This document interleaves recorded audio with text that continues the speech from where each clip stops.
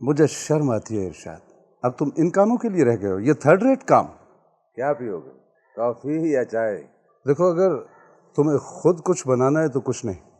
کبیر خان، تم تو مغربی تہذیب کے بڑے عاشق ہو، ان کی ترقی کے بڑے دلدادہ ہو، تمہارا بس چلے تو تم پاکستان میں رہو ہی نہیں، پھر بھی تمہیں اپنے ہاتھوں سے کام کرنے پہ اعتراض ہے۔ وہاں تو کوئی ملازم ہوتا ہی نہیں۔ وہ ایک سیٹ اپ ہے، وہاں کی بات اور ہے، ہمارا معاشرہ مختلف ہے یار۔ کبیر خان، اگر میں تمہیں کوئی حدیث سناؤں تو تم زچ ہو جاؤ گے۔ اگر میں تمہیں یہ بتاؤں کہ ہم اپنے عروج کے دنوں میں اپنے آقا کی پیروی میں خود ادنا کام اپنے ہاتھوں سے کرتے تھے تو تم ایک دم ناراض ہو کے یہاں سے چلے جاؤ گے۔ جس سفید فام قوموں کو تم آئیڈلائز کرتے ہو وہ محتاجی کی زندگی تو نہیں بسر کرتے، ان کے گھروں میں تو کوئی ملازم نہیں ہوتا۔